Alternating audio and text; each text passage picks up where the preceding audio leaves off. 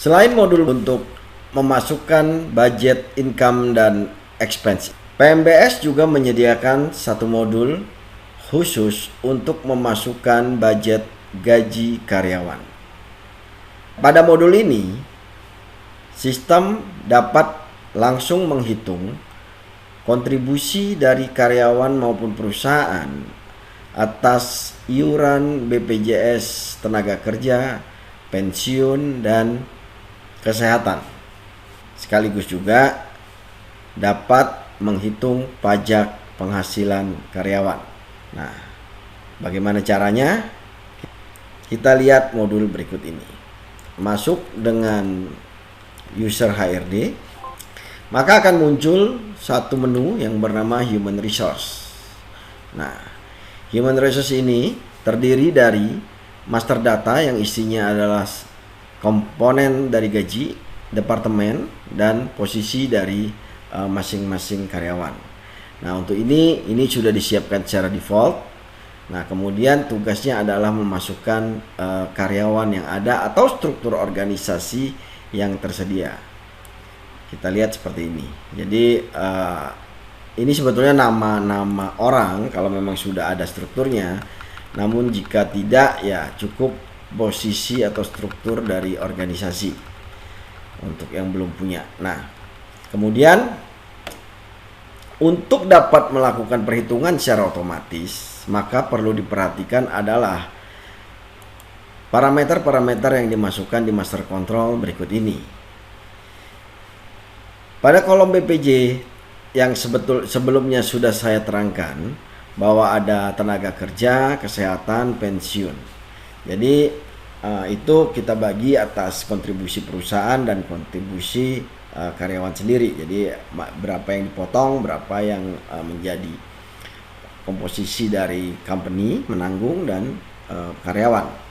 Kemudian tentang perlakuan pajak penghasilan PPh 21. Seperti apa pajak secara progresif itu, berapa persentasenya, seperti ini. Kemudian di ceiling wage ini adalah untuk biaya pensiun. Jadi angsuran maksimal tertinggi pensiun dalam nilai tertentu. Jadi ini harus dilihat dulu ya, apa aturan dari pemerintah untuk perlakuan angsuran maksimum ini. Kemudian maksimal biaya jabatan untuk mengurangi dari pajak penghasilan tersebut. Kemudian ada lagi pendapatan tidak kena pajak. Nah, ini bisa diisi sesuai dengan peraturan yang berlaku. Nah, kalau ini udah benar, baru kita bisa melakukan perhitungan secara otomatis. Seperti itu. Nah, kita kembali lagi ke menu karyawan. Nah, pada dasarnya ini dimasukkan satu persatu. Jadi dari struktur organisasi kita masukkan satu persatu, ya. Seperti saya kemukakan sebelumnya, bahwa apabila kita belum mengetahui jelas status dari employee, maka kita akan mengenakan jenis pajak TK0. Jadi ini adalah yang paling rendah, seperti itu. Caranya sebetulnya tinggal tekan tombol new, masukkan nick-nya, kemudian masukkan nama atau posisi,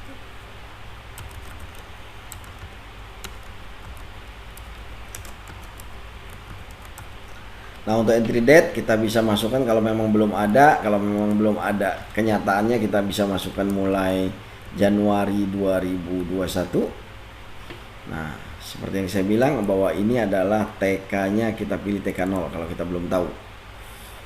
Kemudian departemennya departemen apa, posisinya apa, kemudian statusnya apa. Nah, seperti itu. Untuk biaya gaji kita memberikan budget di sini. Misalnya budgetnya 12 juta. Ya.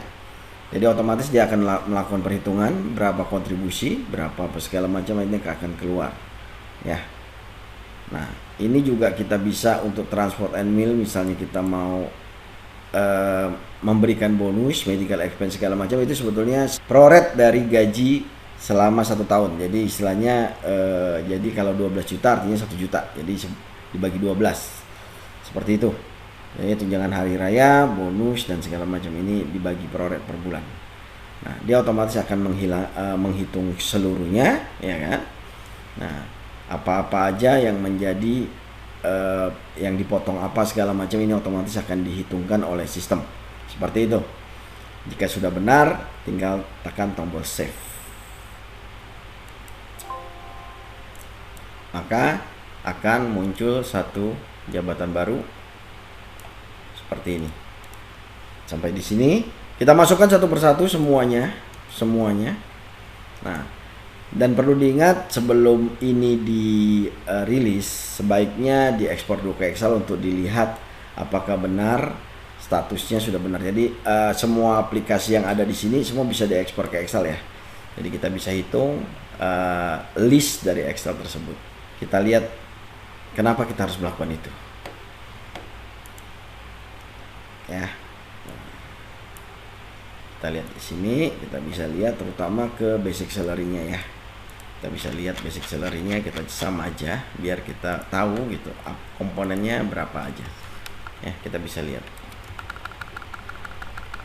Tarik aja ke samping. Ya. Jadi kita punya nilai yang kita bisa jadikan komparasi apakah sistem ini menghitung dengan benar, sebetulnya itu kuncinya. Ya, dari sini kita bisa lihat.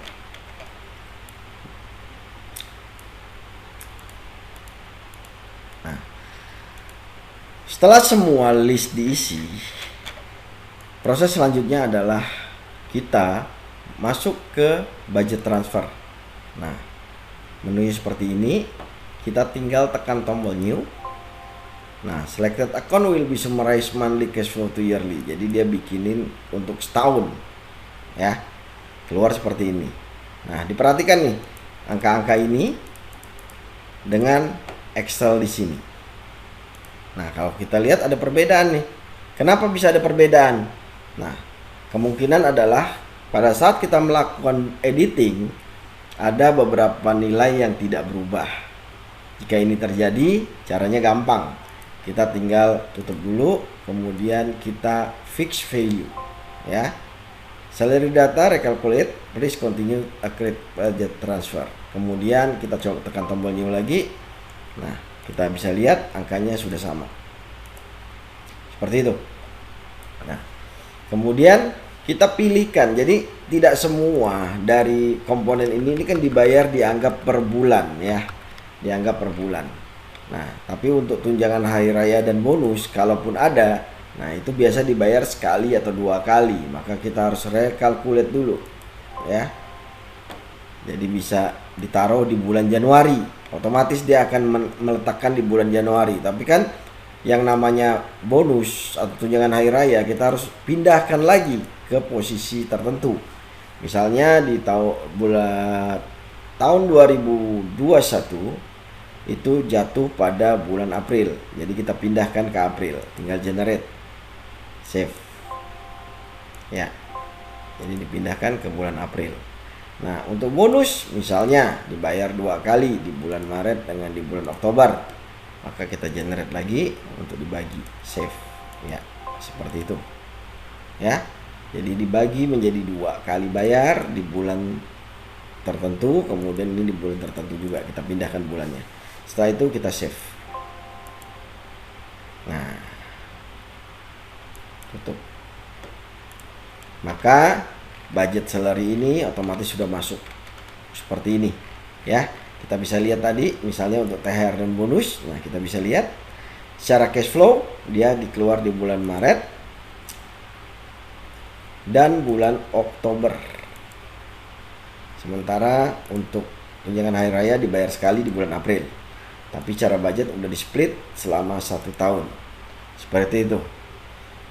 Jika ini sudah benar, tinggal di generate, dikirim ke budget cash flow ya. Kita lihat di sini transaksi, expense, current year, kita bisa lihat bahwa belum ada current expenditure-nya ya. Kemudian kita tinggal di payroll ini kita generate dan kita pindahkan ke budget. Kita pindahin di current expenditure, kita refresh. Nah, data itu udah masuk. Jadi untuk gaji atau salary itu bisa dilakukan dengan menggunakan modul human resource ini. Demikian. Jadi dia akan langsung menghitung semuanya. Seperti itu. Nah, ini adalah cara untuk menggunakan modul HR di PMBS.